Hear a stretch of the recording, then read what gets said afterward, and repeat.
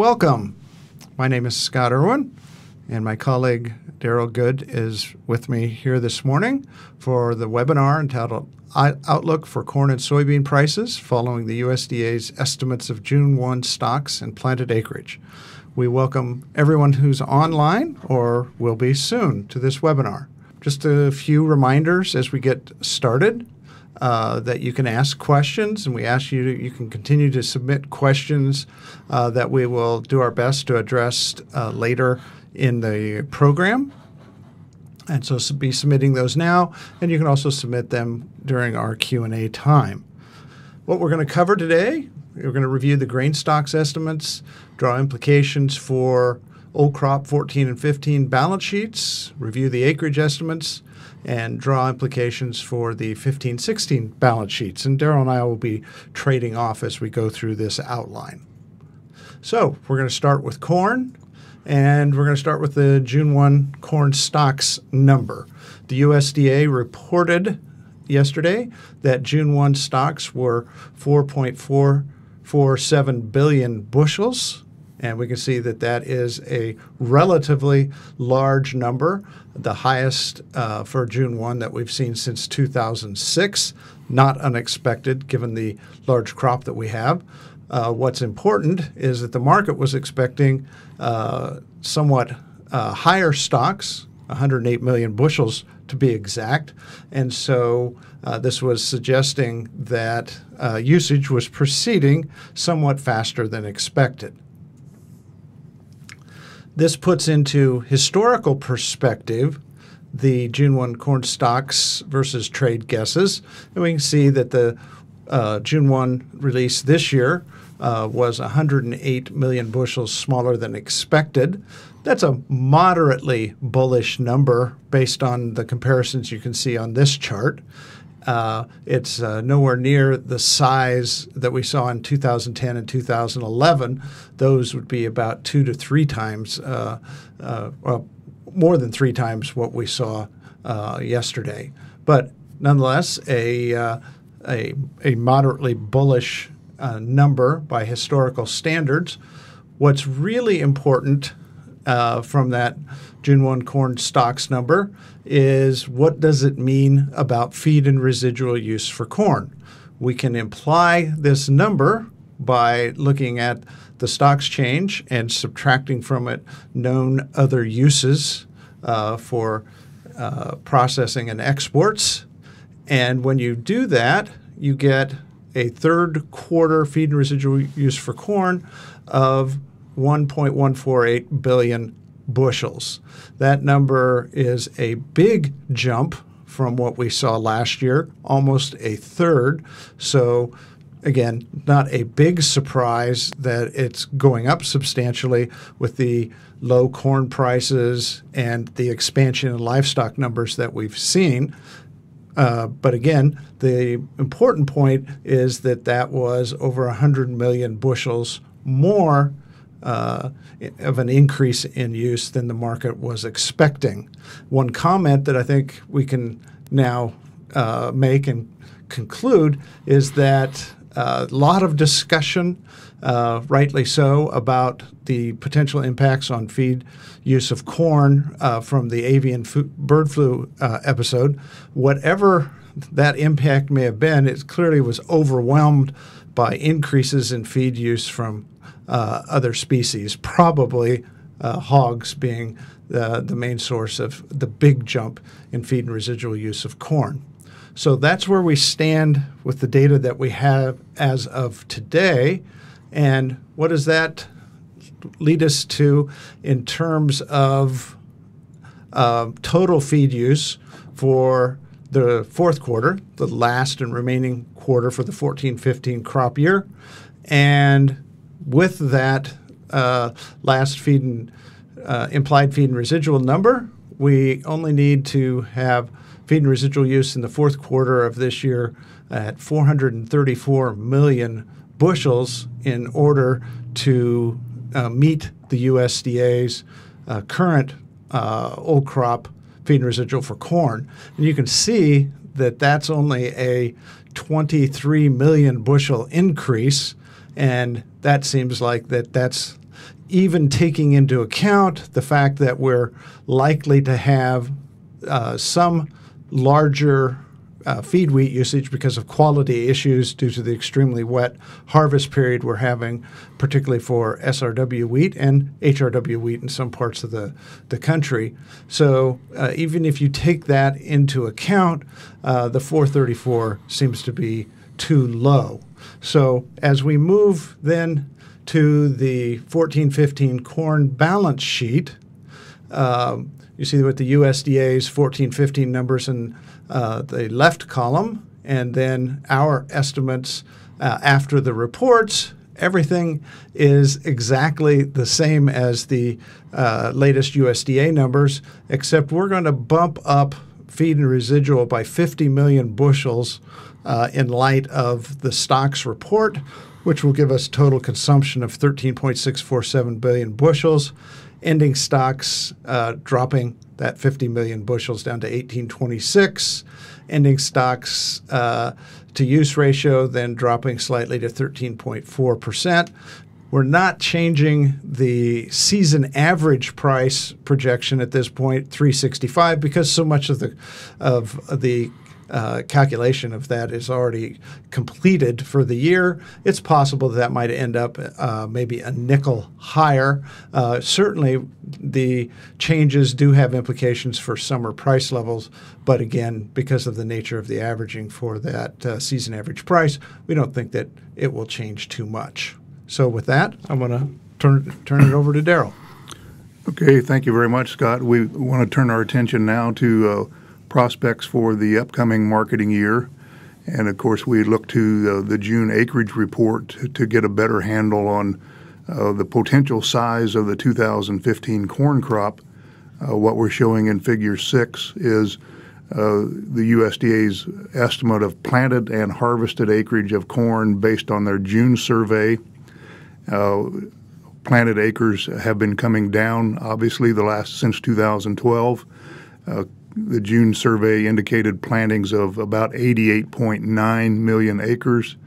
That's slightly less than the average trade guess that was reported by Reuters of about 89.3. So not a lot of difference, but directionally a little bit smaller.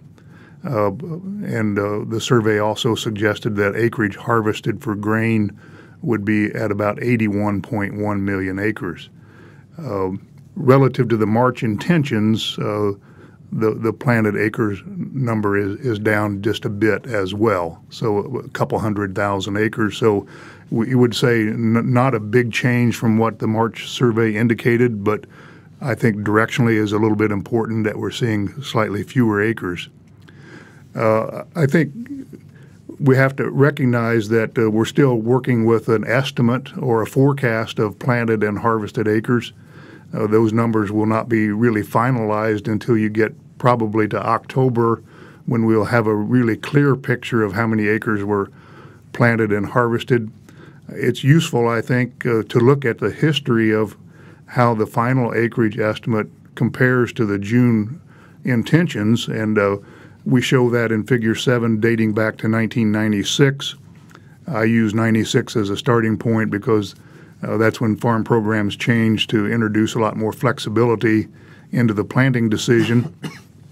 And I think it's remarkable that over those 19 years, we have seen 14 years in which the final planted acreage estimate was less than the June number, and in some cases by a meaningful margin, up to 2 million acres in 2013, for example. And on the other side, when we do see planted acres exceeding the June intentions, those have been relatively modest numbers, never exceeding 1 million acres, and that's really only approached in 1 year. So given that history, given conditions when the survey was taken, I think one could reasonably conclude that planted acres, when we see the final number, may actually be less than what was reported in the June report. I'm going to say that we're not going to use a lower number for this analysis. We're going to stay fairly conservative, but keep in the back of the mind that we may lose a few acres from what was reported yesterday. The other thing we look at is the estimates of harvested acreage relative to planted. There is a large difference there reflecting the acreage that's harvested for silage and some acreage that's abandoned each year.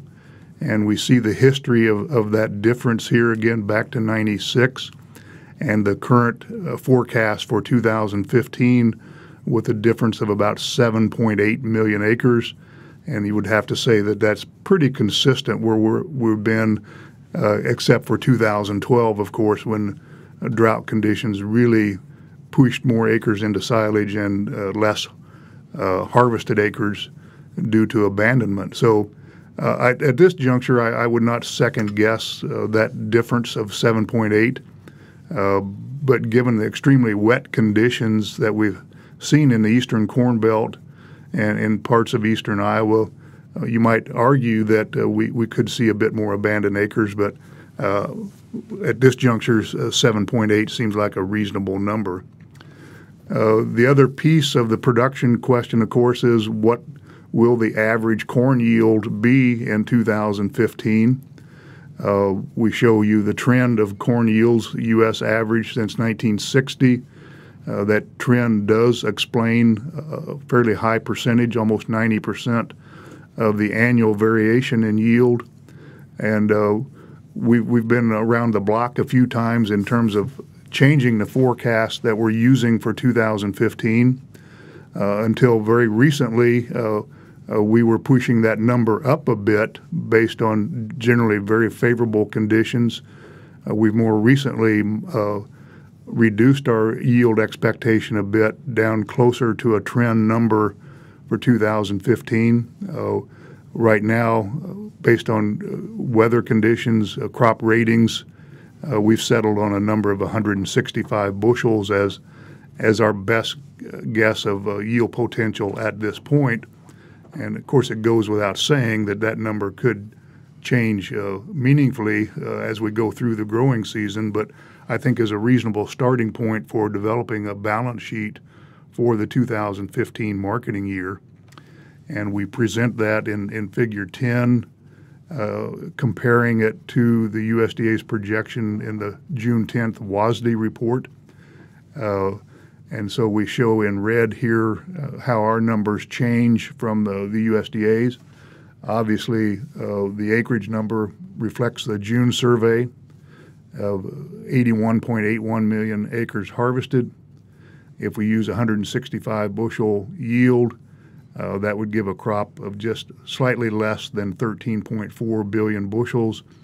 Adding that to beginning stocks plus imports, we would see a supply of corn that's about 300 million bushels smaller than what we saw in the USDA's projections last month.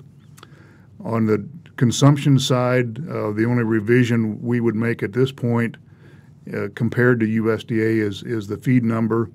If we're going to be higher this year at 5.3 billion, we would tend to bump that up for next year, given the expansion that's taken place and hopefully a recovery from the bird flu scenario that we've experienced this year.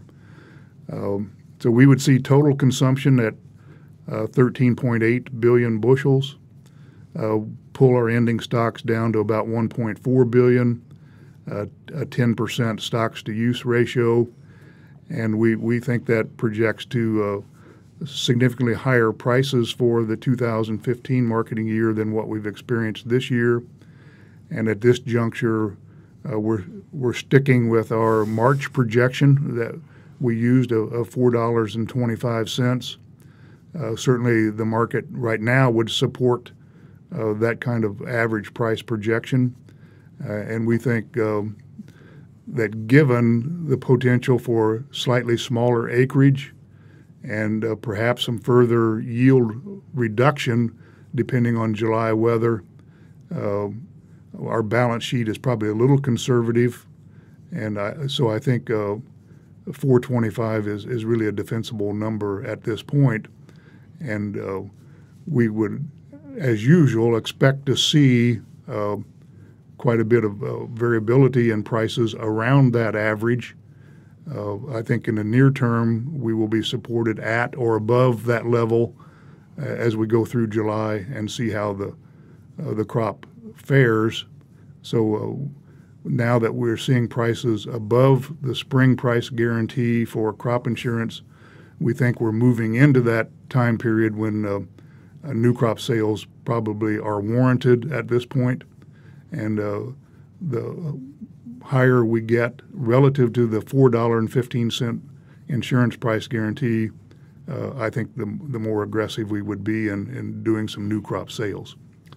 We'll certainly respond to questions you might have, but I think that sets the framework, and now we want to move to soybeans, and I'll turn that back over to Scott. All right. So here we are, beautiful looking soybean field to switch us over, and we're going to talk about the real fireworks from the USDA reports yesterday. The USDA reported that June 1 soybean stocks in the U.S. totaled 625 million bushels.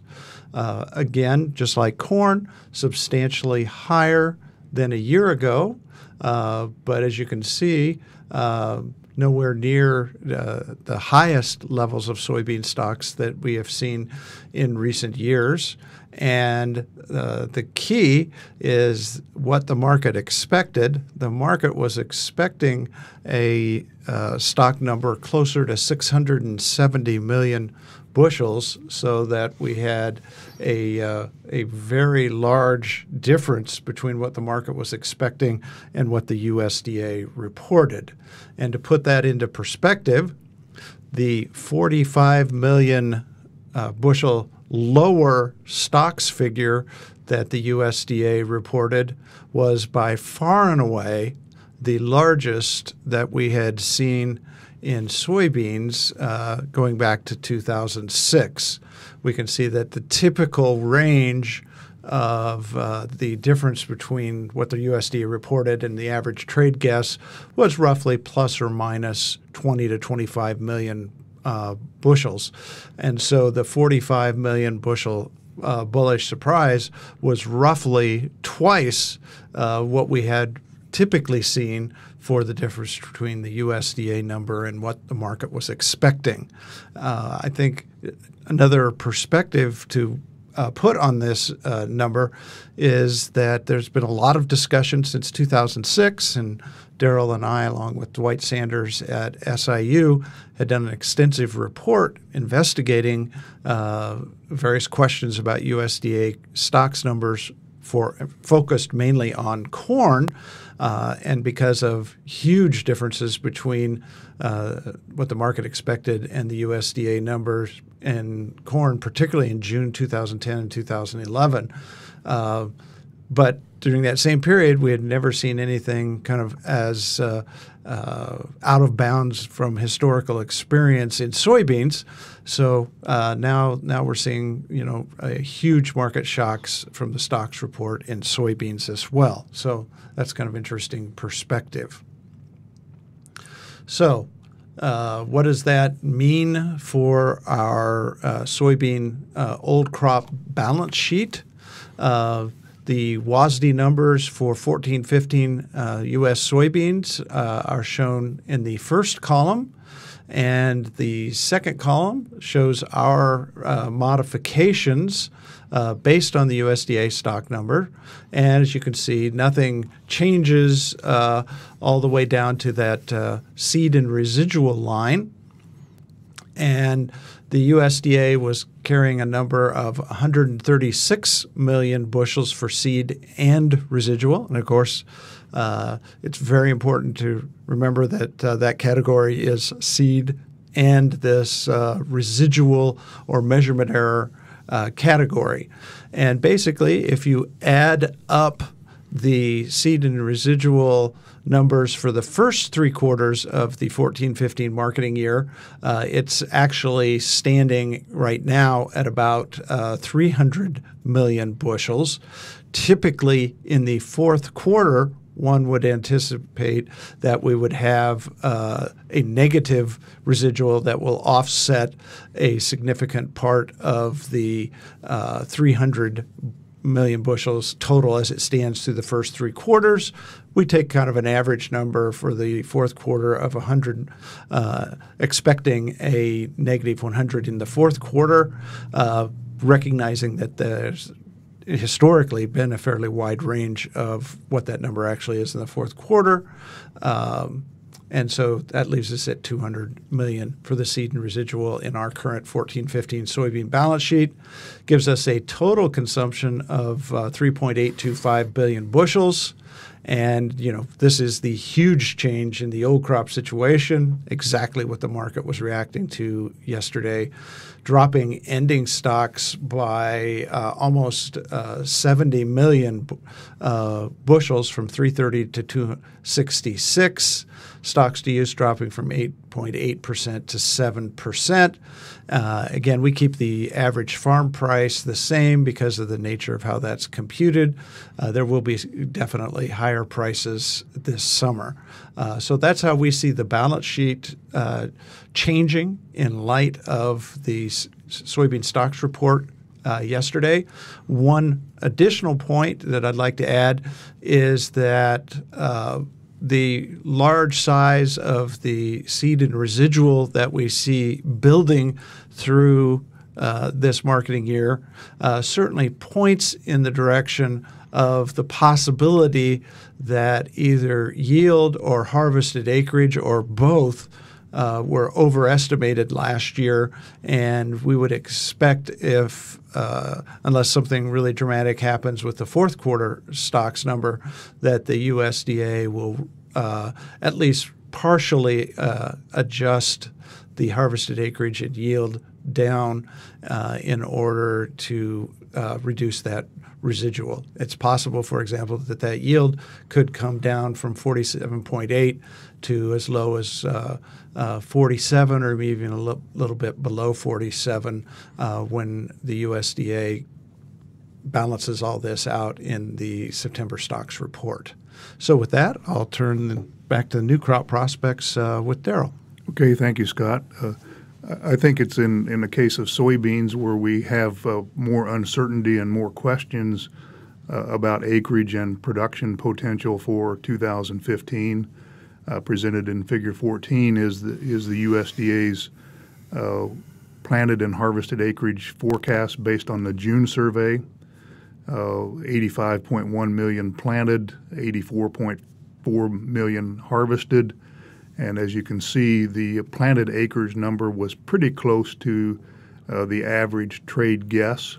Both the guess and the actual numbers were a bit higher than March intentions, but only by about 500,000 acres. So in the scheme of things, the change from March to June was relatively small. Of course, the question that's being asked and is of extreme importance is how much of that 85.1 million acres still represented intentions as of mid-June when the survey was completed, and how much of those intentions actually got planted or will end up being abandoned either into the Prevent Plant program or just not able to plant at all, whether they're in the program or not. And secondly, how harvested acreage might be impacted by the extremely wet weather that we've experienced in the eastern Corn Belt, whether we've lost a higher percentage of what acreage actually got planted than we normally did. So those are questions that are important, and the market is forming its own expectations about those numbers. But I think we have to recognize that perhaps the number has been overstated a bit relative to what actually got planted. Again, looking at the history of the difference between the final acreage estimate and the June estimate, there is a slightly less strong tendency, but still a tendency for actual acreage to be less than the June intentions. And that's certainly been the case the last couple of years. And given the conditions we've had this year, I think we're a little more confident than we are in the case of corn that acreage will come in below the USDA June report. So we will use a lower number in our balance sheet than the June number. Secondly, when you look at the difference between planted and harvested acreage of soybeans, it's typically a small number. It does vary quite a bit depending on growing conditions. But the difference this year, estimated at 690,000 acres, seems small given the conditions that we have out there at this point. And so we're not only going to use a smaller planted acreage number in our balance sheet, but we're also going to use a larger margin between planted and harvested acres of soybeans. On the yield side, again, we've been fluctuating a bit on our yield expectations as the weather and crop conditions have unfolded. We've more recently reduced our expectations. We think there's opportunity for a good crop out there, a high average yield, based particularly on conditions in the northern growing areas, including Iowa, but Minnesota, Wisconsin, really early planted, looking very good, are going to compensate for some of the problems in the eastern Corn Belt. So at this juncture, we're kind of settled on a trend yield forecast of 45 bushels per acre. Taking those to the balance sheet, we would reduce the planted acres number. Let me back up here real quick and just remind you, USDA was at 85.1 million planted. We're going to use 84.1. We're going to drop that a million acres. I think there's certainly a significant sector of the industry that would think that that's too conservative, given the acreage that's still not planted. But I think it's prudent to be a little cautious at this point, given how survey estimates can change moving forward. But I think directionally this is correct.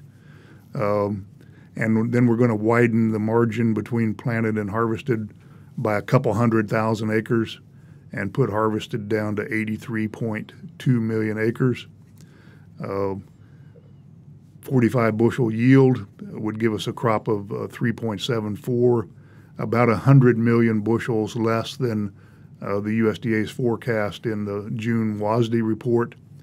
A smaller beginning stocks number, total supply of just over 4 billion bushels would be 170 million less than USDA was using in last month's WASDE. We won't change the consumption forecast at this point. We may have slight disagreements with the numbers, but until we really get into the year, it's hard to make a plausible case for significantly different numbers than what USDA is currently using. That brings our ending stocks number for next year at the 305. Now that's actually obviously a year-over-year increase in stocks, but 170 million bushels less than what was being forecast by USDA last month.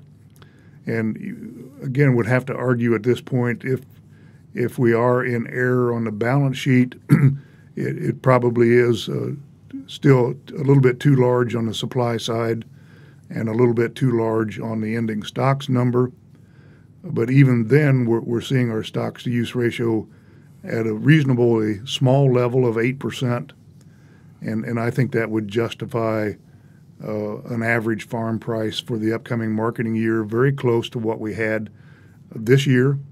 Maybe a different pattern than what we experienced this year when we started high, moved lower through much of the winter and spring, and now into a summer recovery. But we could see some of the higher prices again occur pre-harvest in 2015, and now that the balance sheet has tightened quite a bit, the market has responded to that. Prices are well above the spring price guarantee for crop insurance. Like corn, I think we've moved into that price range where we can start making new crop sales at much higher price levels than what we had just a month ago. But again, I think there is probably some opportunity for some additional modest price strength in soybeans as we move through the cycle. of reporting crop conditions, getting final acreage numbers. And USDA has indicated that they will resurvey, I think, 3 states for soybeans: Arkansas, Missouri, and Kansas. And if they find that planted and or harvested acreage estimates differ from their June survey, I think those will be included in their August crop production report, is my understanding. So we're still, a month away, but there is a potential of getting a little more information in that second week of August with the crop production report. And again, we would think that that might provide some additional support to soybean prices as we move towards harvest. That kind of concludes what we wanted to say from a fundamental standpoint about corn and soybeans and the balance sheets and prices. We would ask that if you have questions that you continue to submit those, and we'll try to respond as we have time in the rest of the program. All right. We have some questions. The first question: explain the deterioration in corn basis along the Illinois River. Will this reverse? You want to take that one, Darrell? Yeah, I haven't watched that specifically. I would guess that there's 2 things that are happening recently to bases not only along the Illinois River but in other places. One is we have seen a substantial pickup in farmer sales of corn with the price strength that we've seen over the last week. And that was really magnified yesterday by all reports that there was a lot of corn being sold, a lot of DP corn being priced, and I suspect that that did pressure the bases. In addition, one would think that high water levels along the entire river system are probably slowing transportation just a bit, and if that's the case, then that's probably getting back into the cash price along the river as well. So if that is in fact what is happening, I think it will be reversed, that water levels will go down, farmer selling will subside. It looks like weekly export demand for corn is quite strong. We're moving a lot of corn. That all suggests that the basis should probably rebound quite nicely here in a relatively short period of time. Okay, the next question has to do with corn feed and residual. The person asks, it seems to have reverted to the pattern prior to the last 5 years. Do you think only increasing feed and residual by 50 million bushels is enough, especially in light of the later start to the southern crop this year? My answer would be we are definitely probably on the conservative side by only raising feed and residual use by 50 million bushels. It would be hard to argue against raising it 100 million. We tend to try to be a bit conservative when we put these numbers together, particularly given the volatility in the stocks numbers in recent years. This reflects our philosophy after studying these stocks numbers very closely for a number of years, that in general one should basically always shade the implications of the stocks numbers for feed and residual until you get that final number, because there is that much volatility. And so that's our explanation. But if someone wanted to argue for a 100 million bushel increase, I don't think I would argue real strongly with them. How about you, Darrell? No, I don't think so. The other thing we mentioned, as Scott mentioned earlier, is the potential for summer wheat feeding this year. You got to remember, those numbers are pretty noisy on a quarterly basis, but feed use of wheat, officially estimated feed and residual for last summer, was relatively small. Given the quality of this year's crop, that could be significantly larger, and I think that would eat into feed demand just a bit. So, yes, we may be a little conservative. I'm not sure if 50 million bushels makes a lot of difference price-wise at this point, but all valid points. Certainly. You want to take the next one on acreage, Darrell? Let me read the question here.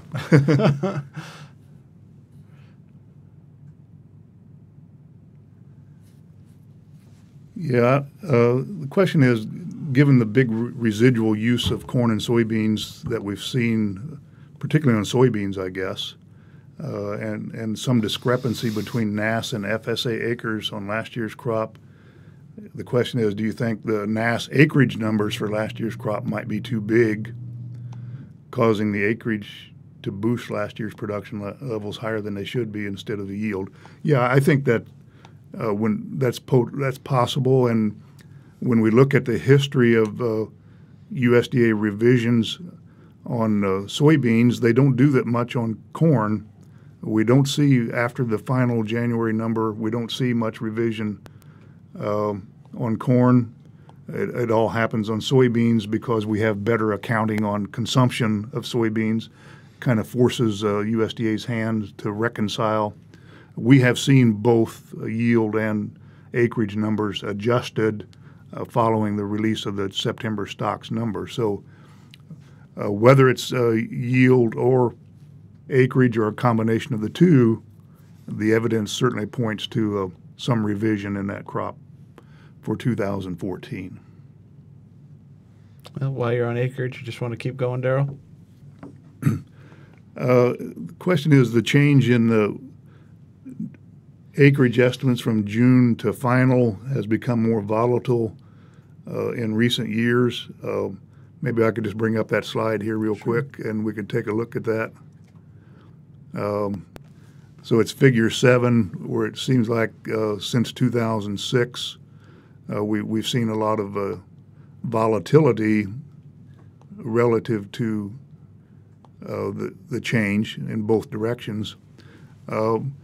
My guess is that maybe if we did that, presented that in percentage terms rather than acreage terms, we might take some of that volatility out, because we know, particularly since 2007, corn acreage has increased substantially compared to the previous 10 years, so that excuse me, an equal acreage difference would represent a smaller percentage of the crop. So errors are generally thought of in terms of percentages rather than absolute numbers. So it's a good observation. There may be something more going on, but at this juncture, I would attribute it to just a bigger base on corn acres.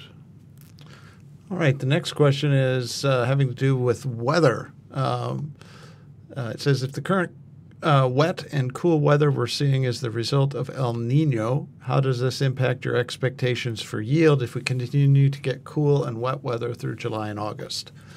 Well, I'll make a couple comments, and Darrell, you jump right in. First off, it's pretty obvious that the Corn Belt as a whole is definitely having a wet summer to date, and the eastern Corn Belt is really wet. It looks like, official numbers aren't in yet, but it looks like Illinois, Indiana, and Ohio will have the wettest Junes, the largest amount of June precipitation since we started keeping weather records going back to 1895. So that's really wet. We're into uncharted territory about the impact that will ultimately have on yields in these areas, because we're so far out of the range of our experience, at least going back 50 years. We've never had this much rain in these areas. There's large amounts of areas in Illinois, Indiana, and Ohio that have had greater than 10 inches of rain in June. So it's hard. I think we can confidently state that is not in general good for corn and soybean yields in those areas. Exactly how much will be a bit difficult to say how much of a yield hit that will ultimately cost. The other part of that question was the cool. Now, I'd have to double check to make sure of this, but I believe that we've been close to average temperatures so far. Is that right, Darrell? Right. Yeah. So we really actually have not been cool, and I'll use that to bring up but that's a very important point, because last year in the Corn Belt, we were in July, in the critical month of July, over 4 degrees below average. And this certainly contributed substantially to those really big yields that we had last year in the overall U.S. average corn yield of 171 bushels. It doesn't appear now that the forecast that I'm seeing that will be much different than normal for July. Might be starting off the month a bit on the cool side, but there is some possibility of a significant warm-up. So I'm just basically looking at average temps right now as the forecast going forward for July and August, which in relative to last year will actually have a significant yield impact. We would expect that would relative to last year, be another significant drag on yields, the fact that we're not likely to have anywhere near as cool of July. Overall, I tend to be a bit skeptical on the degree of impact of this kind of El Nino on U.S. Midwest weather patterns. I believe the correlations are stronger in parts of South America and Australia and Indonesia. Basically, we've been wet and average temps, and until that pattern breaks, that's pretty much what I expect to continue happening. You got anything you want to add on that, Darrell? Nothing really to add, but maybe to emphasize a couple points you made. One, I'm a reluctant believer in El Nino impact on Midwest weather as well. I think the research shows the correlation is not high. Secondly, the really wet pattern that we've experienced this year that started in May in Nebraska, Kansas, and Missouri really started before the El Nino was in place with any strength at all. So I think that what we're experiencing is non-El Nino related. And secondly, the point that Scott ended with is when you look at current forecasts, there is a kind of growing consensus that we are going to turn much warmer, at least for a period following the first week of July. And so that expecting below average temperatures for July, I don't think would be correct at this point. We got a question on Brazil. You want to take that one, Darrell? The question is how Brazilian soybean crop can influence the price of $10 for next year. Again, we can just go to the balance sheet here on new crop soybeans in Figure 18. Obviously, the way that the Brazilian crop would most likely influence the balance sheet and prices is in the export projection for the U.S. That's currently forecast at 1.775 billion bushels, and we know that early season forecasts have not always been very accurate. But I would point out that projection is 35 million bushels less than what we expect to be exported this year, so that some downturn in export demand is already built into the balance sheet. And so it reflects a normal size crop in South America in general. But I mean, the question is well taken that a bumper crop or a production problem, either one in Brazil, would alter that expectation and alter the projection of balance sheet and ending stocks and price to some extent. So we're still a long ways from that unfolding, but as always, it will be important to demand for U.S. soybeans. Okay. The other question, is Greece affecting prices? Well, clearly here yesterday, the answer would be no, really yesterday, because the market was reacting to the release of those USDA reports. Probably having some impact, but the mechanism is indirect. If it's important to keep perspective that Greece itself defaulting on its debt has very little impact in the world because it's even a small percentage of the European total economy. So in and of itself, it's not a major world economic event. The reason that it can have some impact down to corn and soybean markets here in the Midwest is the concerns that the default in Greece, and at this point we don't know exactly how that default is even going to play out. It may not end up even being a default, depending on the negotiations that are ongoing. But the fear is, in domino-like fashion, that you basically start kind of like a bank run as people fear that the next domino will fall. Say Portugal will be the next to get pressure, and then it might be Spain, and then it might be Italy, and then it might be France. And that kind of contagion, similar to what we saw in the fall of 2008, causing a huge worldwide recession. That's what the market is kind of calibrating into its expectations regarding growth. So through that mechanism, there can be a price impact. Can you bring up the questions that were submitted before? Right. I think they're here. Just go back to the top.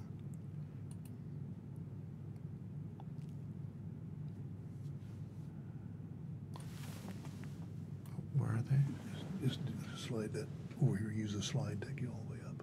Okay. There we go.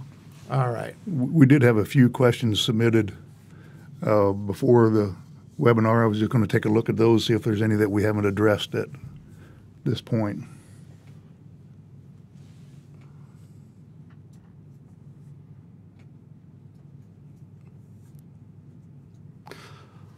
Well, one that we've almost always get is, well, what's the implications of this for cash rents? As always, every individual situation is different, but clearly, relative to our projections, where projections were even a month ago, it will take some pressure off of bidding for cash rents next year. There's a major difference between 360 corn and 425 corn in terms of the typical crop budget you would look at. But it's important to keep in mind that even at 425, based on average cash rents, you're still looking at some modest losses with the typical cash rents that you're looking at. So that's what we have to say about cash rents. Darrell, I guess a couple more questions have come in. Yeah, another question on soybean acreage. Can you put that back on the screen? Yep.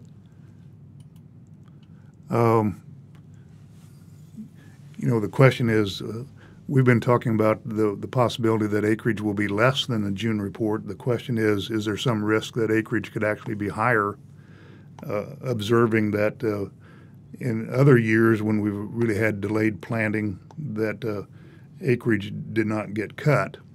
And I would say that's true. Typically, when you have delayed planting, you expect soybean acreage to go up at the expense of corn. If you get really late, we always expect some switching. But then there's a tipping point, I think, when the corn gets planted and then soybeans are delayed because of wet weather. And I think that's really the situation we're in now, is that I just don't see room really for soybean acreage to be higher than the June intentions. Is there a risk? I guess you would have to say, based on a year like, is that 2008, when we had a bit of a wet spring, that acreage of soybeans actually went up. But again, I think that was an April-May wet, right, and not a June-July wet. I mean, I think that emphasizes the point. I'll jump in here, Darrell, that this is a very unusual situation. Typically, when we think of wet springs here in the Corn Belt, it's mainly delayed corn planting, and there's usually plenty of time to get the soybeans planted by July 1. So this is a fairly unprecedented situation, and it's hard to see, how those numbers could go up with the amount of prevent plant. The only wild card I would see, Daryl, on soybean acreage is something that you and I have scratched our heads a lot about, which is kind of the fluctuations in the overall size of the acreage pie in the United States, basically the net amount of crops to all principal crops that are planted in the U.S. Not much commented on in the last report, but that number did go up 900,000 acres from March intentions. So there was just 900,000 more acres that could be allocated to all crops. And if that number could conceivably go up, that might offset some of the decline we expect due to prevent soybean plantings. But even still on net, it's just hard to imagine a scenario where we would see larger soybean plantings in the final estimates, in my mind. Yeah, I mean, we can end up saying a lot more than we know about this subject, but at the margin, I think another issue is the double crop soybean acreage. We do know that in some areas, southern Indiana, southern Illinois, wheat harvest is being delayed because of the wet weather. Will that impact the ability to double crop some of that acreage?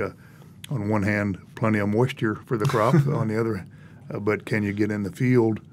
And then kind of tongue-in-cheek, you would say all the acreage that's been seeded from the air here in the last couple of weeks, is that really going to be planted acres or not when it's all said and done? Or were those soybeans that are being flown on really be abandoned acres and when it's all said and done? You want to take the next one? I'm not sure what ASR is. The question is, with the onset of, I think, Asian soybean rust in Brazil, right. Wouldn't prices increase for soybeans?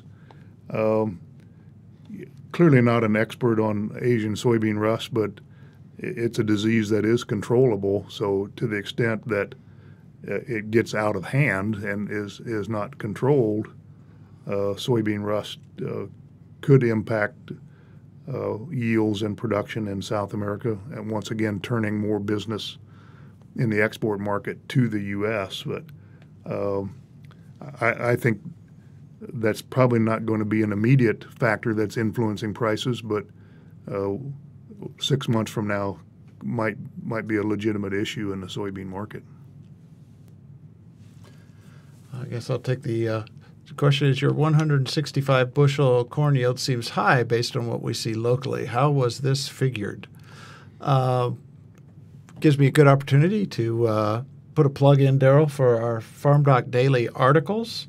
Daryl, and so if you want to get all the nitty-gritty details of how we arrive at our projections on corn and soybean yields, there's articles there. You can find them on FarmDoc Daily by searching under Daryl and I's names, or just there's a search box, or just Google them. And so on corn, we started with a trend yield estimate of 164 bushels an acre. And then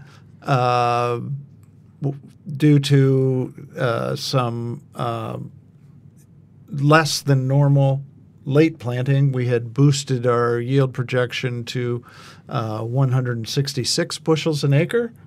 And so we had the super sophisticated projection today by comparing. We're at 166, started at 164, and we split the difference. So that's actually how we got to where the 165. And so you can see it's not very far from either of our previous projections. Clearly, locally, if you're here in the Eastern Corn Belt, that number could well seem very unrealistic.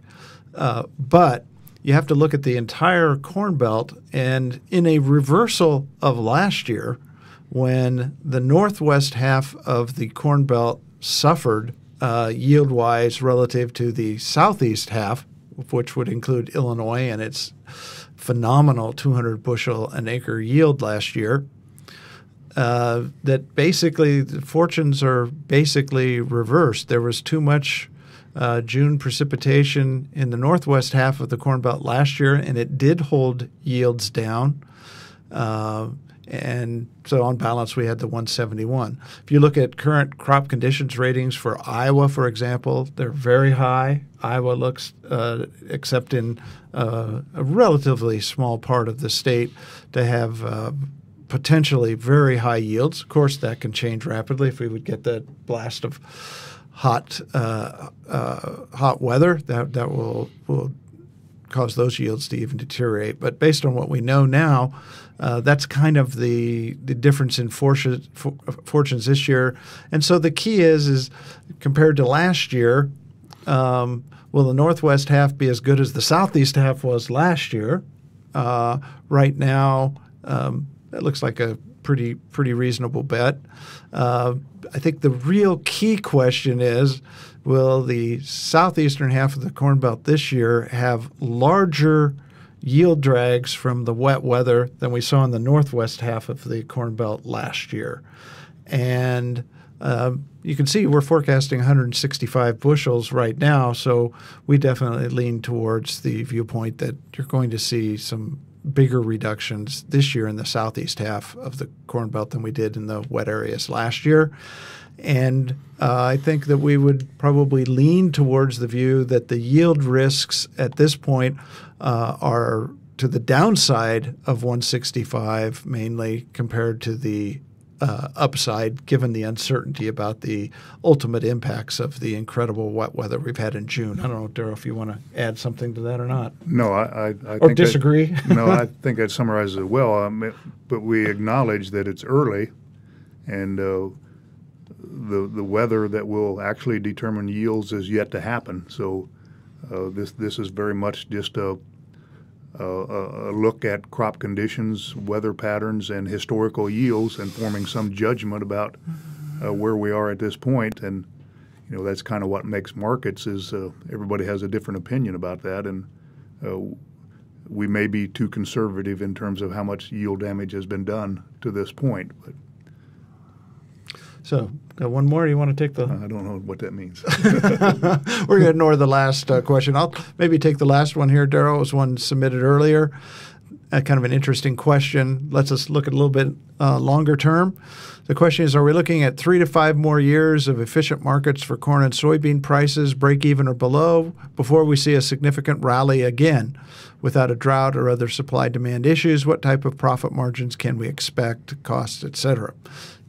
Gives us an opportunity to talk a little bit about our views on long-term average price levels.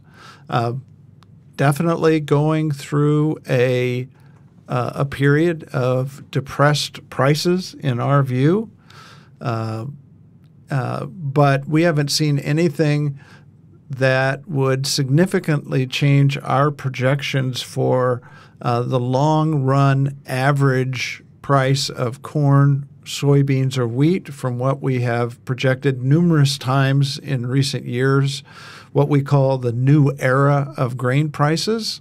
Back in 2008, can't believe that's 7 years ago, Darryl, we projected a new era corn price of $4.60.